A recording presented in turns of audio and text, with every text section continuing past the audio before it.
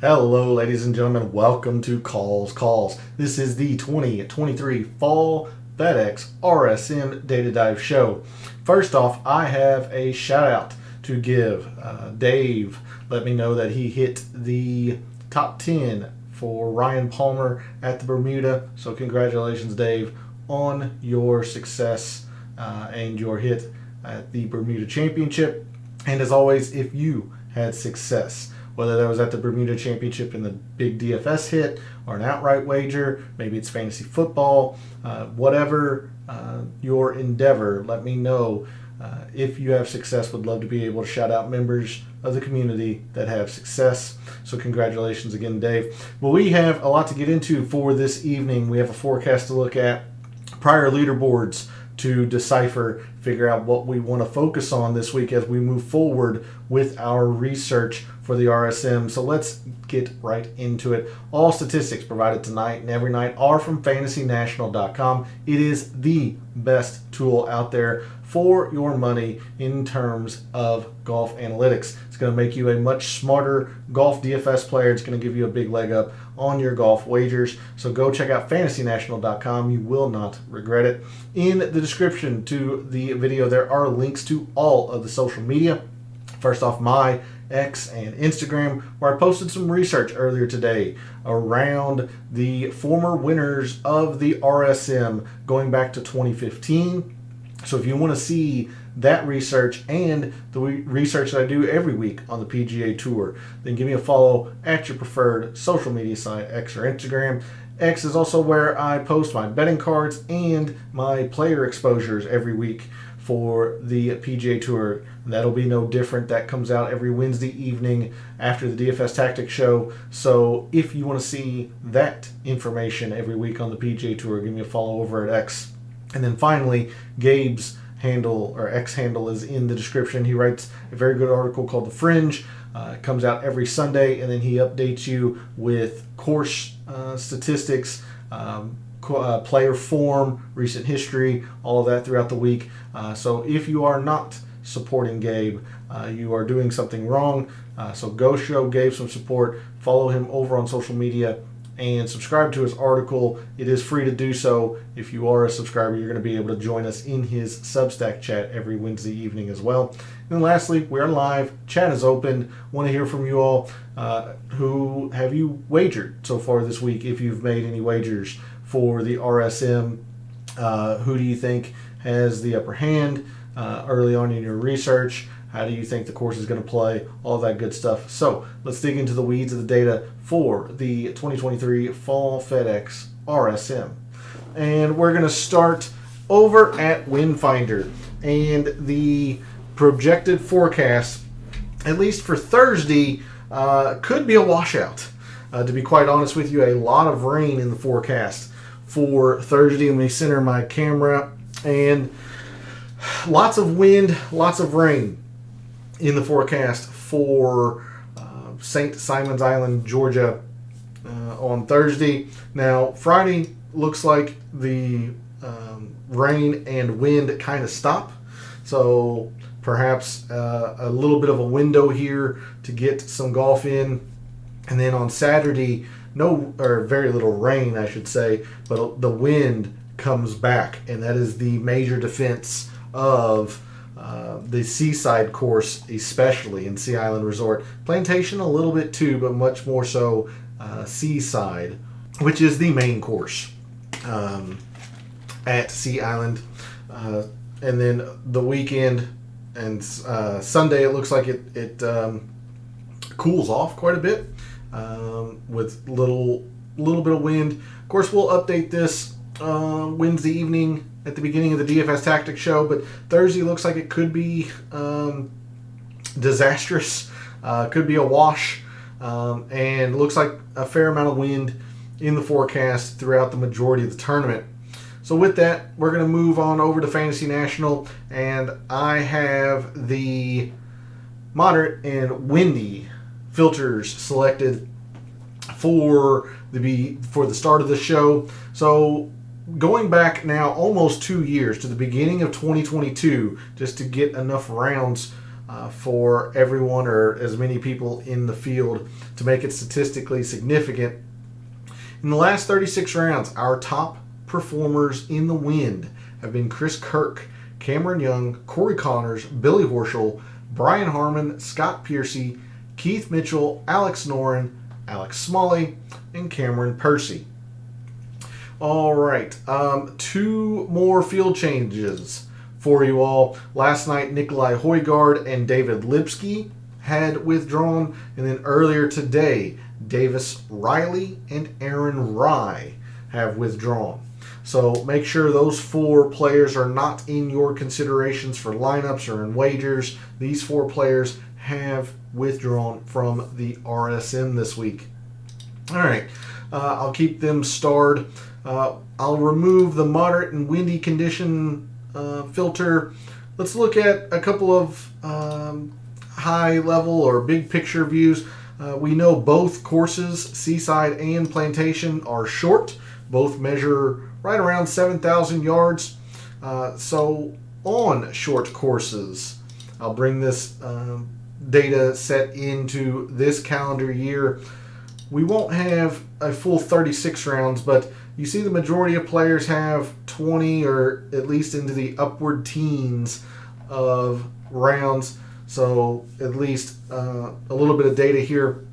So in this calendar year, our top performers on short courses have been Eric Cole, Russell Henley, Chris Kirk, Brendan Todd, Brian Harmon, Denny McCarthy, Corey Connors, JT Poston, Taylor Montgomery, and Mark Hubbard. There's your top 10 in terms of performance on short courses. I'm going to go ahead and show you the historic conditions very, very quickly. Even with the wind, it is not a guarantee to play difficult. We've had some average rounds, and if the wind dies down a little bit and is moderate, it can be easy. I mean, this course is short, the fairways are wide, the greens are average to large in size. So generally speaking, a fairly easy course here at Sea Island Resort. So the other filter that we can look at, or that I'm going to be leaning towards, would be the easy to par filter. So let's go ahead and take a look at that very, very quickly. Your top performers this calendar year when rounds have been easy in the last 36 rounds. Those players have been Alex Noren, Eric Cole, Ludwig Aubert, Doug Gim, JT Poston, Ryan Palmer, Luke List, Dylan Wu, Stefan Jaeger, and Akshay Bhatia. Okay, with that, I'm going to go ahead and just jump straight into the prior leaderboards and look at some metrics here that we think we might want to focus on this week here for the RSM. And we'll take a look at last year's leaderboard to start. Adam Svensson's debut win, or maiden win, I should say. And that is going to be a big common theme throughout the evening, and it was a pretty big focal point for the research that I put out on social media. Maiden winners or first-time winners. But looking at last year's leaderboard, we'll look at the top 14. Actually, no, let's just go to the top 20. Just do for ties. So, off the tee, not a big deal. I mean, you see Adam Svensson doing pretty well with a 2.8, but that's pretty darn low. You have several players that were negative. Approach, honestly, quite a few players negative. Around the green, a few players negative. There are quite a few ways to maneuver around Sea Island Resort, but the one thing you are going to have to be able to do is putt. As you can see, all but 3 players were positive in terms of strokes gained putting. You see your winner, 9.2, just video game numbers for the week. If we sort your winner, another top 10, a runner-up, several more top 10s. I mean, just a whole lot of correlation last year with the top of the leaderboard and your top performers in putting. Whereas if you sort on off the tee, you got your cup makers, but you got some clunkers of made cuts in here in the top 30. Your winner was a little bit lower. You have a missed cut fairly high. You look at your iron players, you have a pretty high missed cut here. Now you do have strong performances as well. Runner up, top 5, runner up, top 5 a little bit further down, but nothing in terms of competing against the putting's correlation here. And that is very similar year over year here at Sea Island. Again, we look at 2022, Taylor Gooch's win. Your top, let's go 15 here just for ties. Again, a few of these players negative in off the tee. Now, approach was a little bit more important in 2022. 6.3 for Taylor Gooch. But you only had 2 players negative in putting.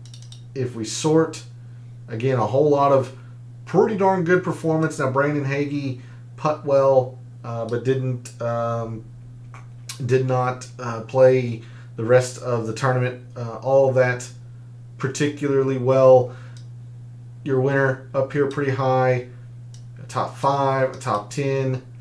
If we look at off the tee, again, correlating, cut making, but nothing in terms of elite finishes. Good evening, Drew. It's good to see you in chat.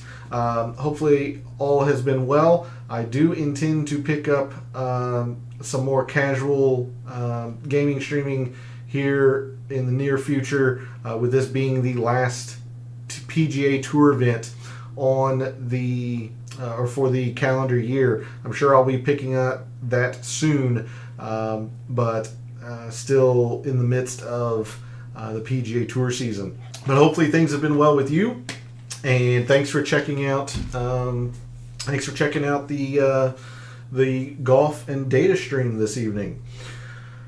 So you see the off the tee, just pretty middling. You have your cut makers, but nothing in terms of overwhelming correlation there. Your approach, much like the putting from last year, 2 years ago, is all about the approach. 8th, 2nd, 1st, a top 20, and then several top 5s here.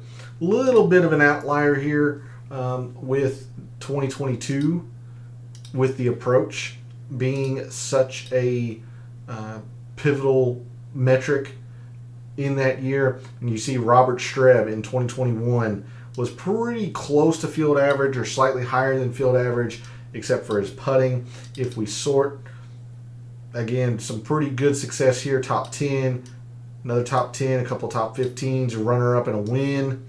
Whereas if we look at some of these others, again, a couple of top 10s, but you have some middling finishes in here. Some clunkers have made cuts. So more so looking at the putting as opposed to anything else on this page view.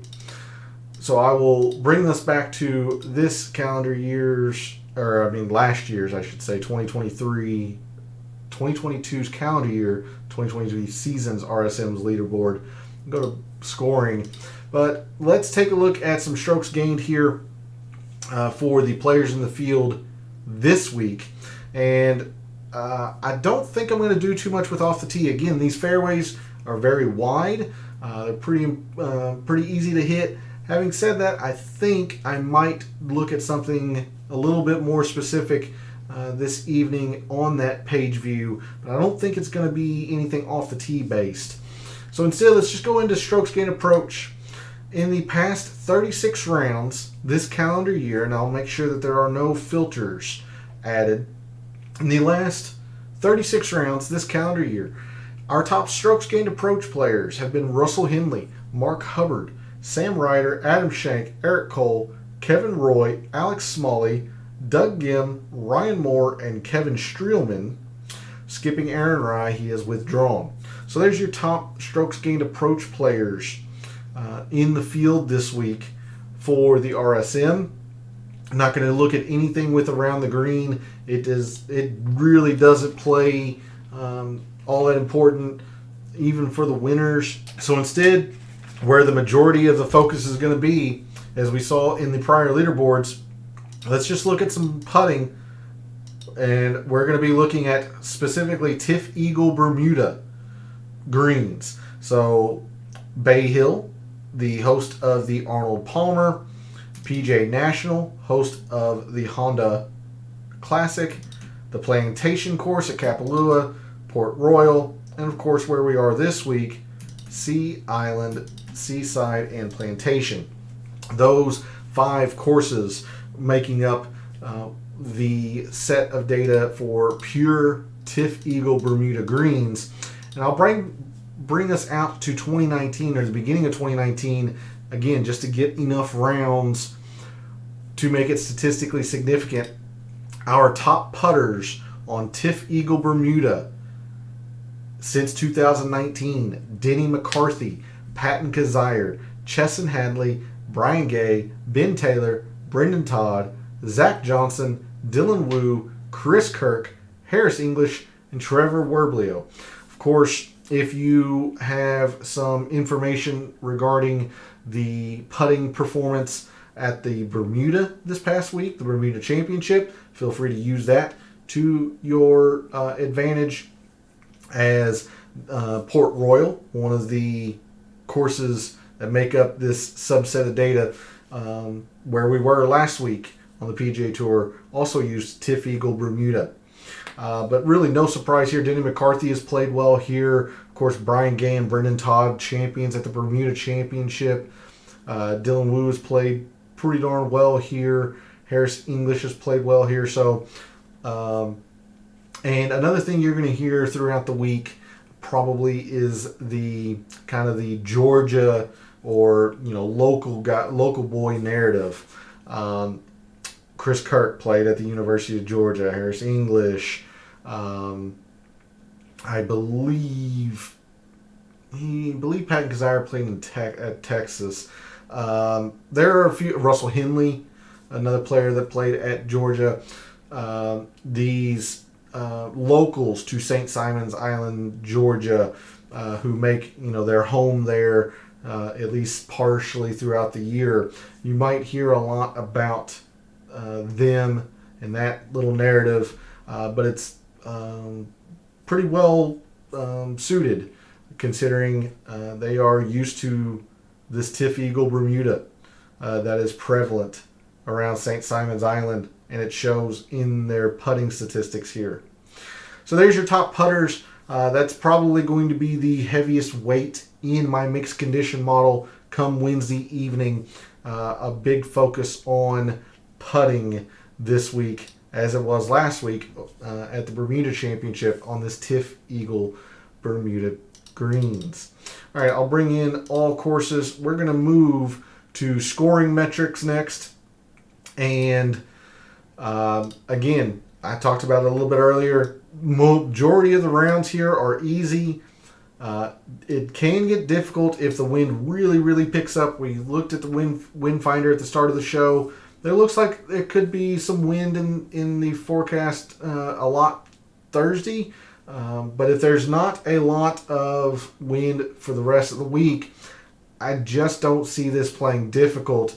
And this course is both courses are pretty darn gettable otherwise. Good evening, Darnell. It's good to see you in chat. It's been a while. Hopefully all has been well. You've been doing well in your PGA, your NFL, maybe even some NBA endeavors. But thanks for jumping in chat, and that you're ready for, hopefully you are ready for the final 2023 calendar event on the PGA Tour. Running it up this week. We're going to try. It's been pretty, honestly, pretty poor performances on my end. However, the Bermuda Championship was more so my fault in the sense of poor roster construction as opposed to incorrect analysis, if you will. I wasn't too terribly high on Alex Noren, for example, but he did rate out second according to my mixed condition model. I just didn't use him a lot. I wasn't terribly confident in it.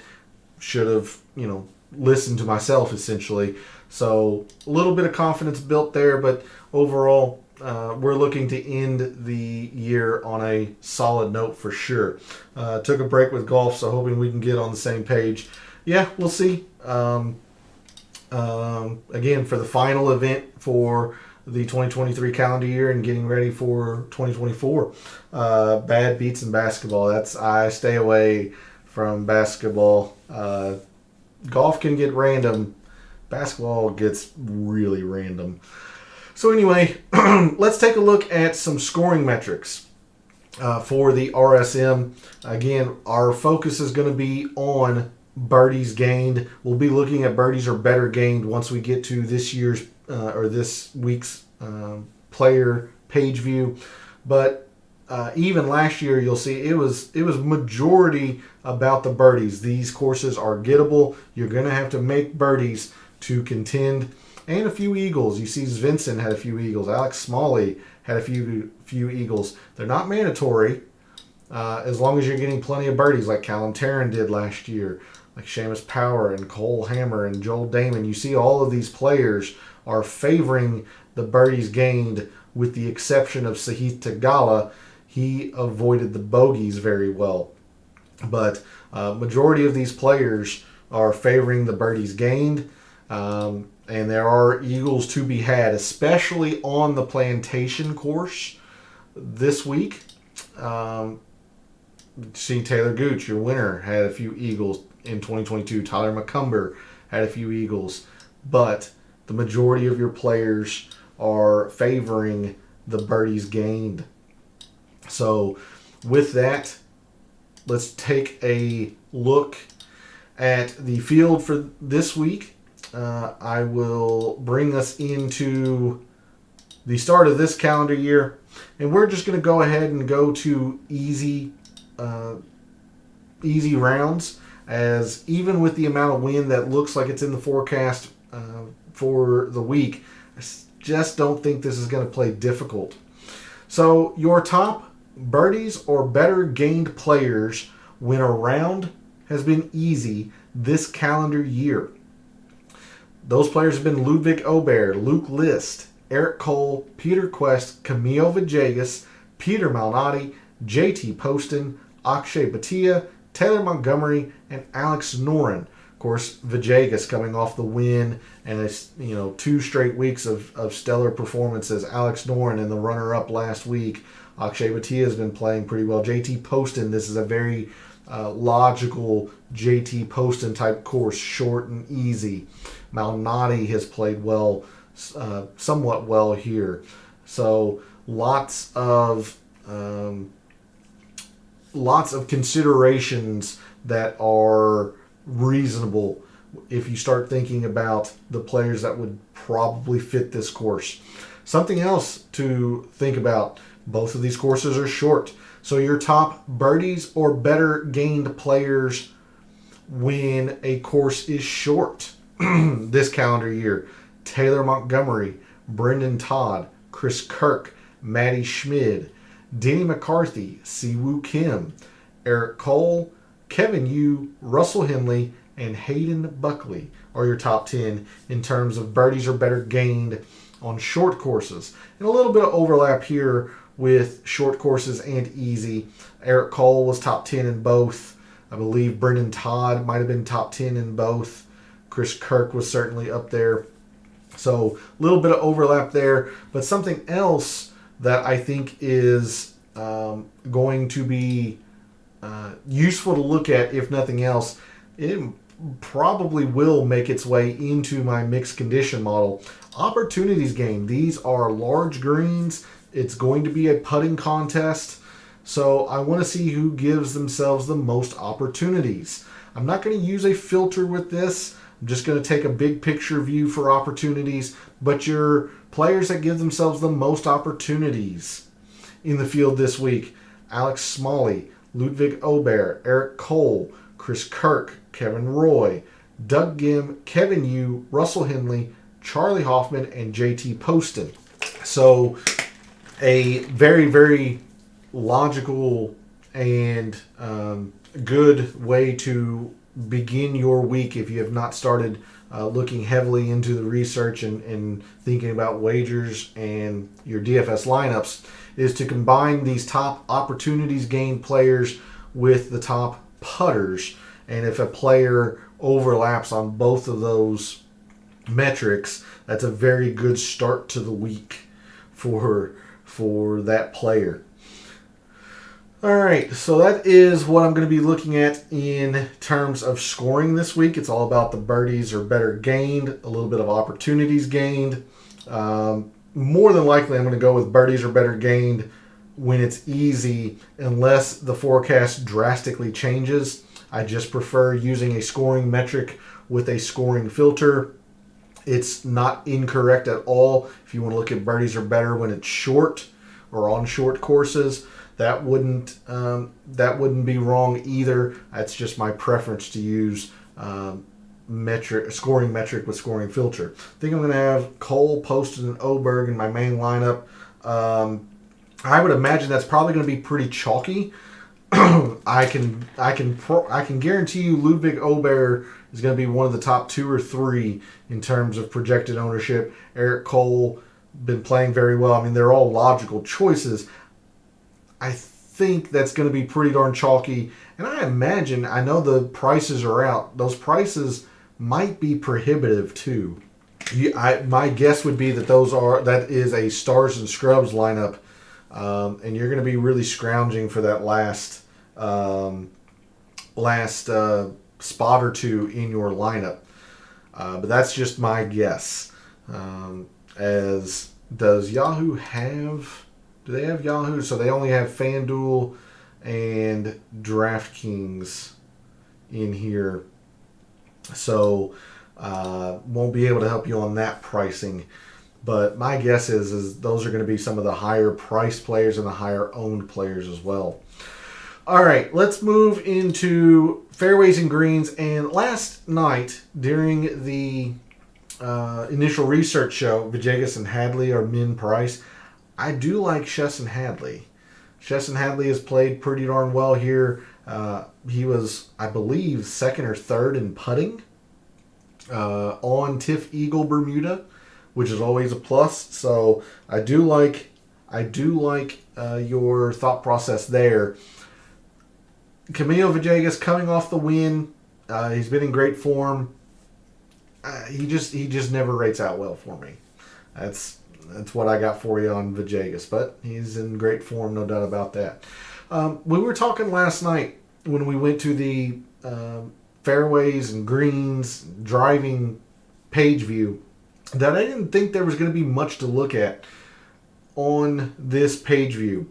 And whatever I do look at on here is going to be very minimal in terms of percent in the final mixed condition model.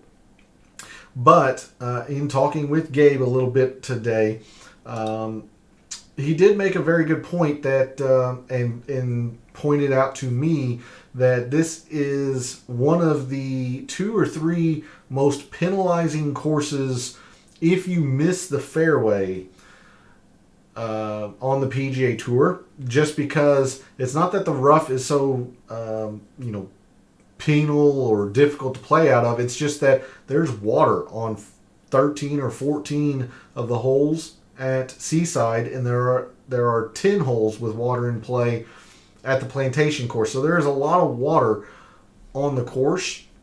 So if guys aren't hitting the fairway, more than likely they are finding the water, and that's going to be a penalty shot.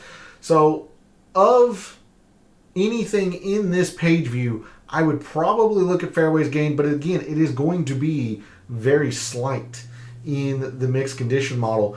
But it's a prudent point that Gabe made in the sense that this is one of the leading penalizing courses if you miss the fairway.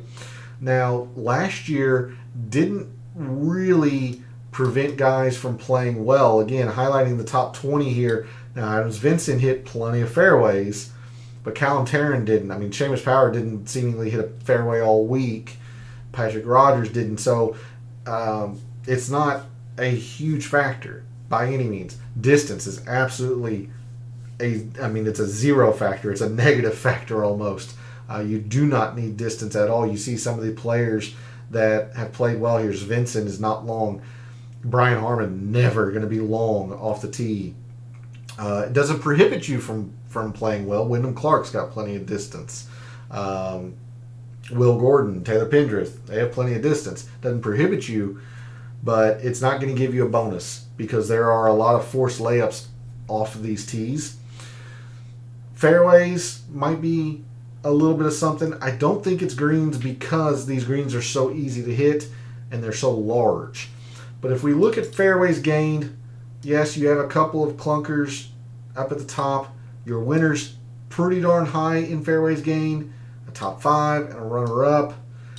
Again, I am probably going to use this statistic very minimally in my mixed condition model, but knowing that there is a lot of trouble on this course if you're not in the fairway, it makes sense to look at it a little bit. And then if we look at 2022 and the fairways and greens, again, a lot of players negative, but they're pretty darn close to field average, except for maybe Cam Smith. But especially down here towards the bottom half of your top 20, you start seeing a lot of green, a lot of players positive in terms of fairways gained, and Troy Merritt, I mean, a massive amount in the fairways gained here. So if we sort on it, he led. You got some good finishes, top 20s, top 15s, a couple of miscuts. So it's not a guarantee by any means, but that is where I am going to be looking this week on this page view, again with the caveat that it's going to be very minimally. So we are our top fairways gained players. We'll take a look at this in a couple of different ways. Maybe fairways gained when it's short, really emphasizing the irons or maybe 3-woods off the tee for these players. So when a course is short, our top fairways gained players have been Ryan Armour, Satoshi Kodaira, Russell Henley, Martin Laird, Adam Long, Justin Suh, Brendan Todd, Hayden Buckley, Zach Blair, and Tyler Duncan. Again, skipping Aaron Rai, he is withdrawn. It's a little bit significant to note, Tyler Duncan is a former champion here at the RSM Classic. Henley is a local guy. Let's see, Harmon has played really well here. Any other names that stick out immediately? Not really. So there's your top fairways gained players when a course is short. If the wind picks up, it's going to be even more pivotal for players to find the fairway. So when a round has been windy, in moderate and windy conditions, I will make sure we are set for, gosh dang it, make sure we are set for the beginning of 2022. I don't want to go too far back. Since the beginning of 2022, our top fairways gained players in windy conditions: Ryan Armour, David Lingmerth, Jim Herman, Brian Stewart, Ryan Moore, Adam Long, Kevin Streelman, Doug Gim, Russell Henley, and Satoshi Kodaira. A lot of overlap here. Ryan Armour, I believe, is number 1 in fairways gained, both short courses and when it's windy. Doug Gim was up there in the top 10 for both. Adam Long, top 10 in both. Kodaira and Henley, top 10 in both. So those are your players that if you're going to put a little bit of extra emphasis in fairways gained, would be where you want to look. All right, we're going to go to proximity here fairly quickly. Let me bring this back into this calendar year and remove the filters.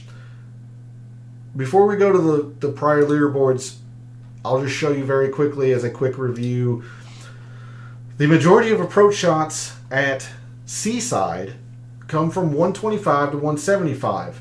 Last night in Microsoft Excel, we saw that the more significant range appeared to be 150 to 175. So we're going to see if we can't back that up with the prior leaderboards. But we're looking at this 125 to 175 range mostly in terms of proximity, and we don't have shot link data for the Plantation course, so this is all focused on Seaside. We look at proximity from last year. The 150 to 175 is not standing out much at all. Your top three were negative. Some pretty big numbers here in these negatives. It was actually the 175 to 200 that played the most important last year, at least from looking at this leaderboard. Don't think it's total procs. Again, these greens are pretty large, but most of the players are going to be coming in from roughly the same distance, just because of the nature of the way the course is set up with with a lot of forced layups. I do want to take a look at the individual ranges here. So a runner-up led in the 125 to 150. Some pretty good performances here. You don't have a miscut too terribly high, so it's okay correlation. 150 to 175 is much less in terms of correlation, at least last year. If we go to 2022 and Taylor Gooch's win, we take a look at proximities. We see that the 150 to 175 was much more correlating than last year's. And this is what my struggle is with proximity. It is not consistent. It doesn't make a lot of sense, at least from a statistician's mind. It's not. It's just not very consistent.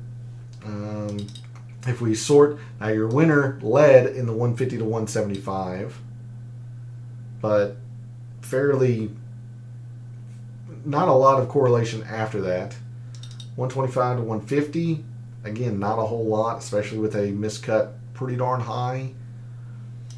So if you're going to put an emphasis in proximity this week, it is in these two ranges. We saw a runner-up in 2023, led in 125 to 150. Your winner in 2022 led 150 to 175. Those are the two ranges that are going to be the most important. I just don't know if I'm going to have any of the mixed condition model dedicated to proximity, but your top performers from 125 to 150, Chesson Hadley, good note there again for you, Darnell. Chesson Hadley, number one, Saying You'll Know, CT Pan, Chris Kirk, Satoshi Kodaira, Adams Vinson, Russell Henley, Charlie Hoffman, Ryan Moore, and Zach Blair are your top 10 from 125 to 150. It's important to note that the only top 10 in both 125 to 150 and 150 to 175 is Ryan Moore, 7th and 10th. Now, Chris Kirk would have an honorable mention, 4th and 18th. Zach Blair would have an honorable mention, 10th and 17th. A little bit further down here, Jason Duffner would have an honorable mention of 18th and 9th. So there's your top 125 to 150 players. We look at the top 150 to 175, and I will see, probably that way's easiest. Your top players from that range: Adam Schenk, Taylor Pendrith, Russell Knox, Eric Cole, Brandon Wu, Ben Martin, Sam Ryder, Kevin Chappell, Jason Duffner, and Ryan Moore. So there's your top players in terms of 150 to 175. And again, I have a strong feeling that it's these two ranges that are the most important. But how much they are going to be a factor in my mixed condition model, very little, if any. Very little, if any. All right. Now we move to pars 3s, 4s, and 5s. And par 3s, surprisingly, especially for Seaside, has been pretty mitigated, which is surprising considering there's only 2 par 5s at Seaside, so you would think the par 3s would have a little bit of added significance. Adams Vinson did not play them well. Sahith Theegala, Chris Stroud. Now, Seamus Power played them well, but they have not been extremely important for success, and they especially weren't last year. If we sort on it, 21st and a 10th, 5th and a 10th, that's fine, but you have a miscut from Chesson Hadley, playing the par 3s really well. Austin Cook, Nick Hardy, Webb Simpson up here. There's not a lot to gain here, and we talked about it a little bit last night as well.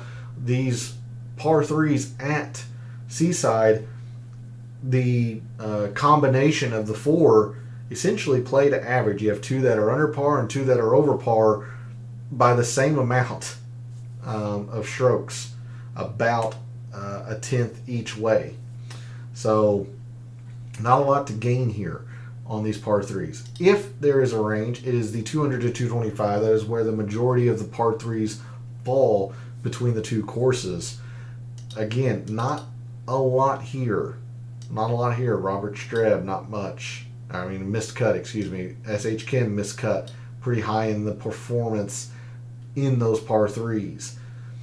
You know, a top 10 in a Danny Lee 21st is fine. You've got some elite finishes a little bit further down, but not a lot here. Not a lot here, especially from last year's tournament. We take a look at 2022. Par 3's played a little bit more for Taylor Gooch's win in his year. In fact, only one player in the top 15 was negative in par 3's, and only one player really negative from 200 to 225, as John Huh was slightly negative, just getting rounded to 0. But, eighth, a couple of fourths. Your miscuts are much lower down here. And if you sort on the par 3's, first, a third. So played a little bit more important in 2022 than it did in 2023, or at least PGA Tour season 2022, 2023. Let's see if we can confuse ourselves even more, go 2021 and see if we can't break the tie. Par 3's, looks like they were important in 2021.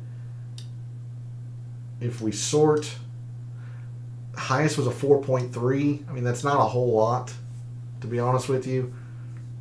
But your winner did play them fairly well. So there's a little bit here, but I just don't see a whole lot overall in the grand scheme of things. But I will definitely have some par 3 metrics in the final mixed condition model. So your top par 3 performers the past 36 rounds: Eric Cole, Brian Harmon, Carson Young, JT Poston, Brendan Todd, Dylan Wu, Peter Quest, Mark Hubbard, Aaron Baddeley, and Justin Suh. If there's a range, it would be the 200 to 225. Your top 10 there: Carson Young, Brian Harmon, Davis Thompson, JT Poston, Stuart Sink, Troy Merritt, Keith Mitchell, Austin Eckroat, Cameron Young, and Brian Stewart. All right, we'll move to par 4s, par 5s fairly quickly, as I got still a little bit in Microsoft Excel that I want to show you all. So let's take a look at par 4s. 75% of the par 4s at Seaside, the main course, fall from 400 to 450, and you see that's where Adam Svensson, it's where Sahith Theegala, even Brian Harmon, a little bit to a lesser extent, it's where they really gained on the field last year. 8.3, 8.3, 5.3, lots of correlation up top here in these par 4s, 400 to 450. I mean, par 4s in general. You've got one drivable par 4 on the Plantation course. You got several 350 to 4s. I believe 70% of the par 4s in total across the two courses fall into this range here. So par 4s in general are going to have some weight to them, but the most important range is definitely this 400 to 450, as you see from last year's leaderboard. If we go to Taylor Gooch's win 2 years ago, most of his strokes were in the 400 to 450. He actually played the 350 to 4s fairly well as well. But if we sort, Novak a 10.4, a couple of 7.4s, your winner's still pretty high up here. Top 15, a top 5, a top 10, third, fourth, and fourth. Lots of correlation in the 400, 450. Just lots of correlation in the par 4s in general. So your top par 4 performers in the field this week: Russell Henley, Dina McCarthy, Alex Noren, Ludwig Aubert, Chesson Hadley, JT Poston, Brian Harmon, Adam Svensson, Callum Tarrant, and Luke List. For the 400 to 450 par 4s, Russell Henley, Denny McCarthy, Alex Noren, Justin Lauer, Doug Gim, Sam Ryder, Matthias Schmid, or Matty Schmid, Callum Tarrant, Satoshi Kodaira, Adam Svensson, Brendan Todd, and Grayson Murray. And then lastly, par 5s, we look at one specific range because 75% of the par 5s fall in the 550 to 600.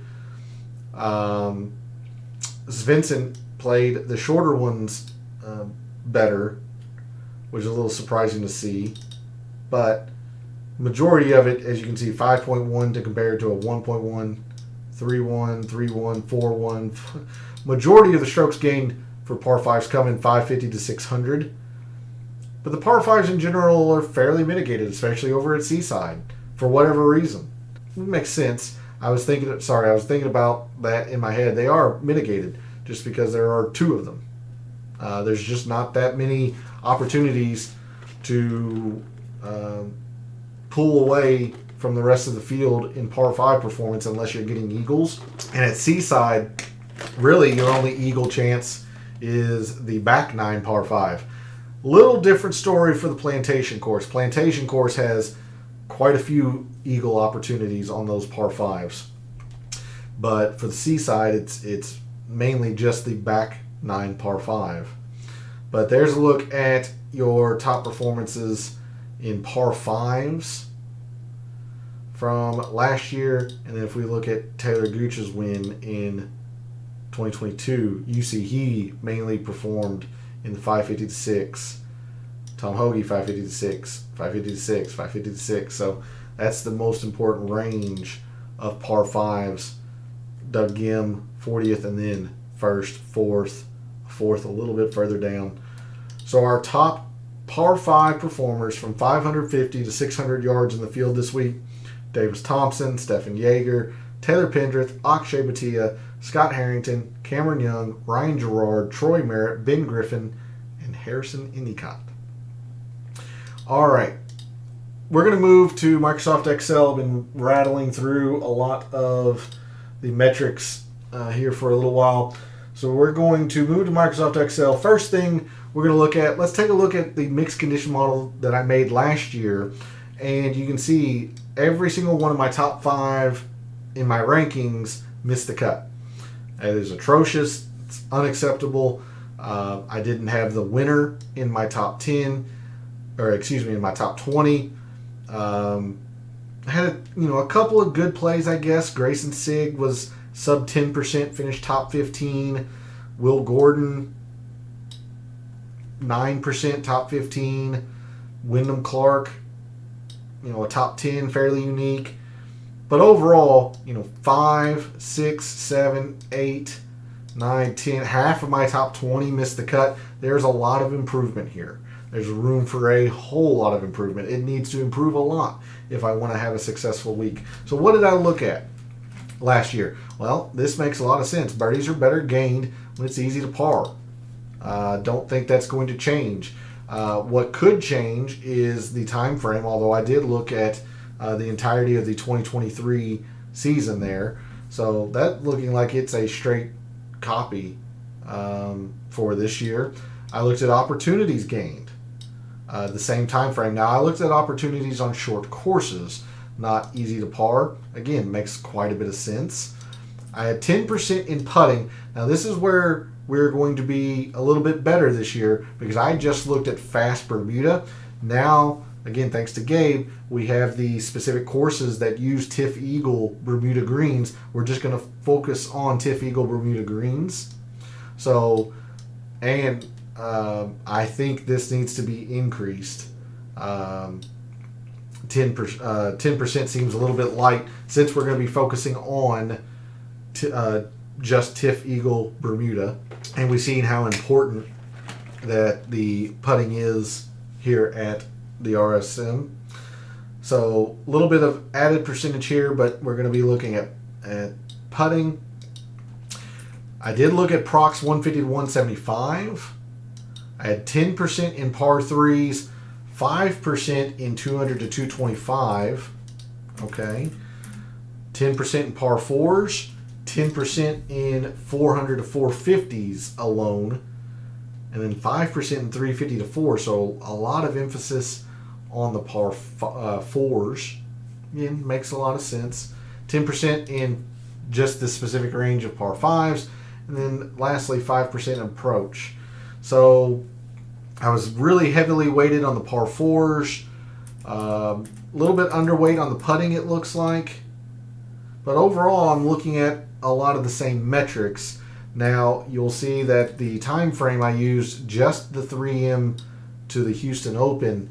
So I'm going to be expanding that time frame. Of course, I'll use the last 36 rounds so long as they go back to the beginning of this calendar year. So perhaps that could influence some of these rankings and things. How predictive were these? Not very. And there's, again, a little bit of an explanation for that due to the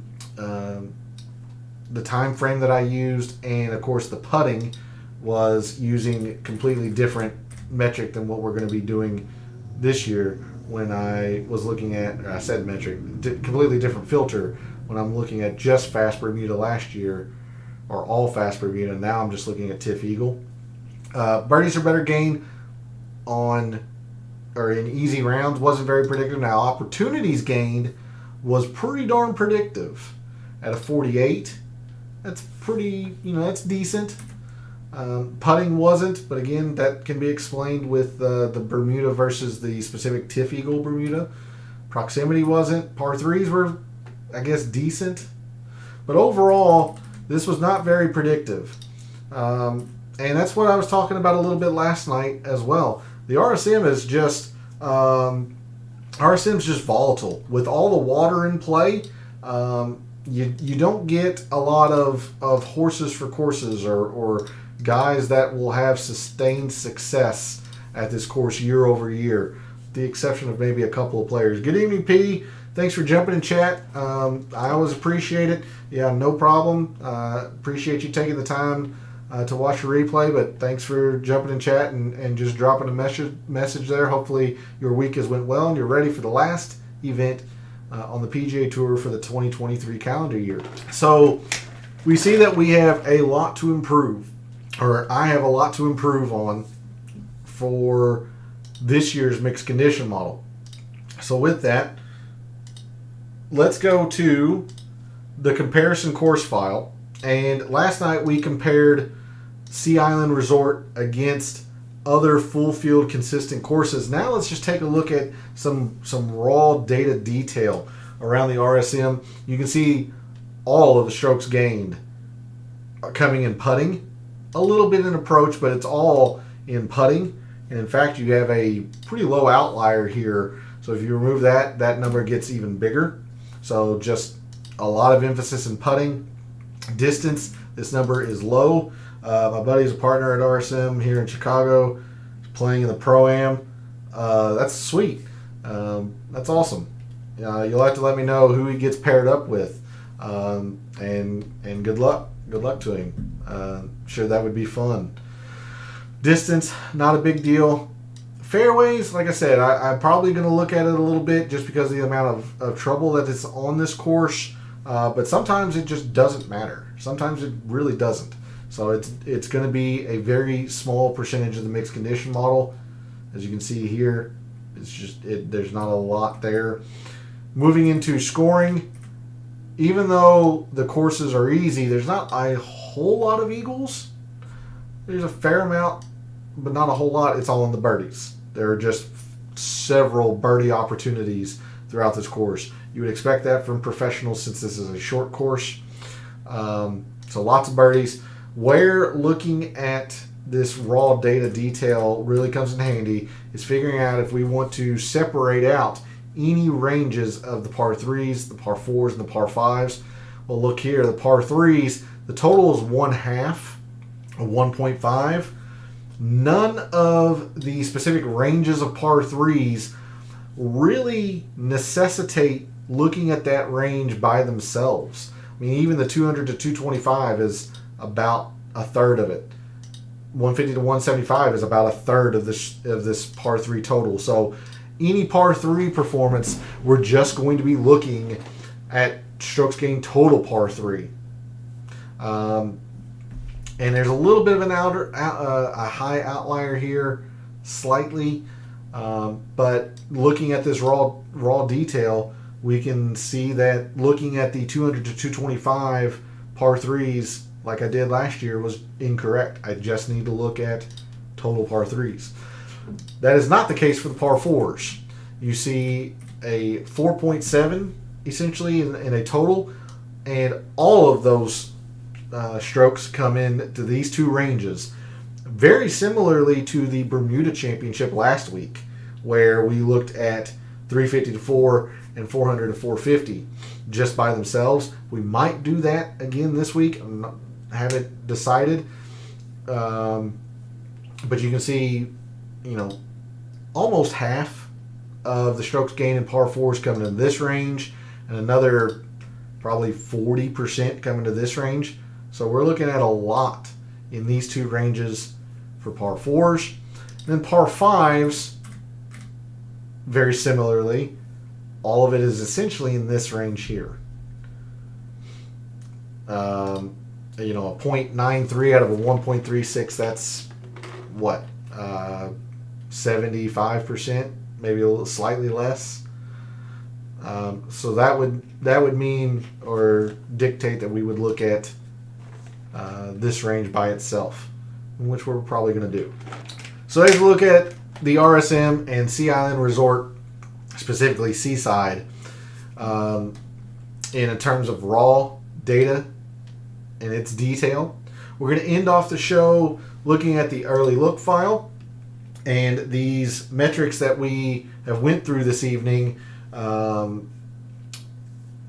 we think is going to be the most important, figure out who has been the best at said metrics. So first thing we're going to look at is going to be the most important aspect of the mixed condition model. Your top putters historically at the RSM in the last 5 years. Taylor Pendrith, and you see the amount of success he's had.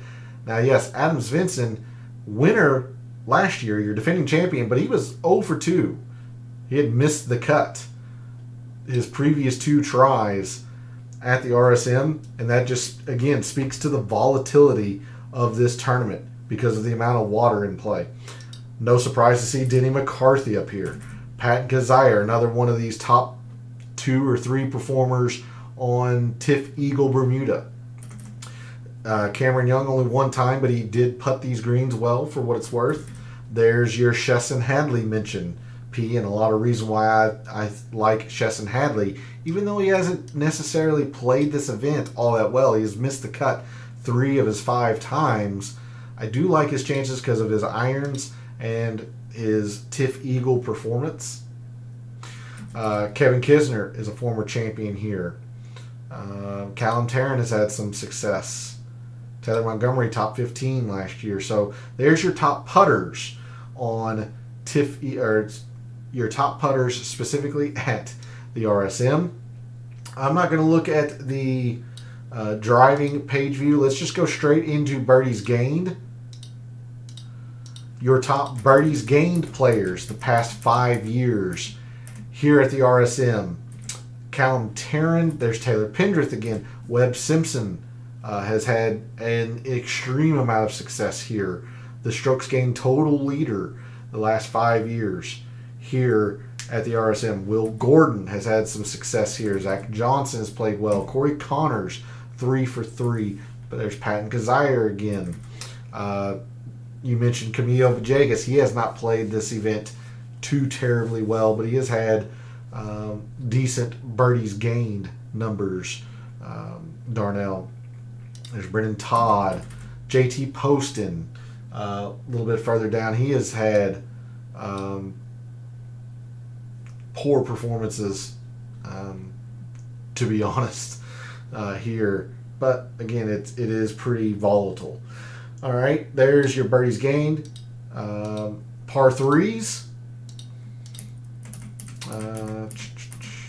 Top par 3 performers for what it's worth: Dylan Wu, Nick Hardy, a little bit less in terms of success. There's Patton Kazire again. If the wind really picks up, you want to think about Scott Piercy. That's why I was very high on him at the Bermuda. He ended up playing pretty well. Corey Connors, Zach Johnson, Henrik Norlander, Matthew Neesmith, Brendan Todd, Alex Noren.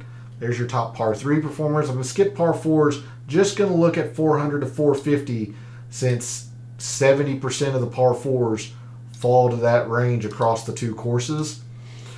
Andrew Novak, 1 for 2. There's JJ Spawn. He has had quite a bit of success here, 4 for 5.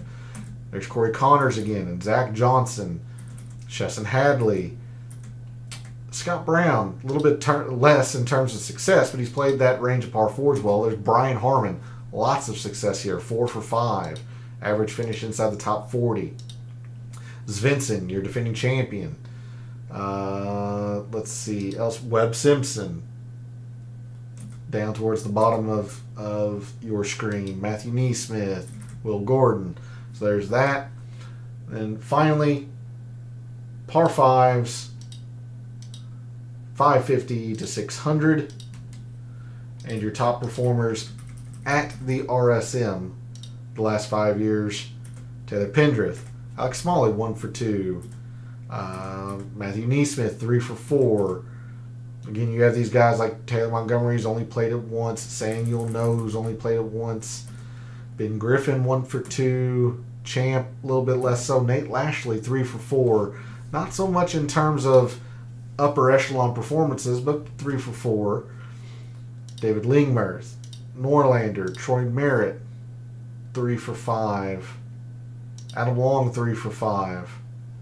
But you see, you got quite a few higher numbers here. The par 5s just are kind of mitigated.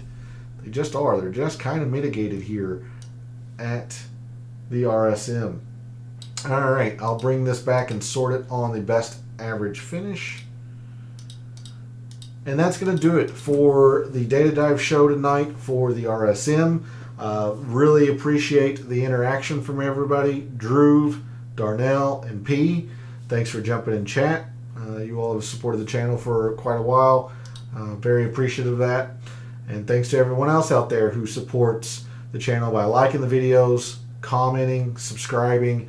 I always appreciate it. Love what I do, taking an in-depth look at golf statistics, sports statistics, but mainly golf statistics, giving you a data analyst's and statistician's point of view and trying to help us all win a little bit of money in the process. Reminder that I will be here Wednesday evening for the DFS Tactics show. And if you haven't subscribed to Gabe's article yet, and you want to continue the DFS talk on Wednesday evenings, make sure you go subscribe to him over on Substack. Follow him over on Twitter. It is very, very worthwhile, and subscribing to his article is free to do, by the way. Congratulations again to Dave for hitting the top 10 on Ryan Palmer at the Bermuda last week. For all of the wagers you have made so far this week for the RSM, for all of the wagers you're thinking about making this week for the RSM, and until I see you Wednesday night for the DFS Tactics show, may all your bets be profitable.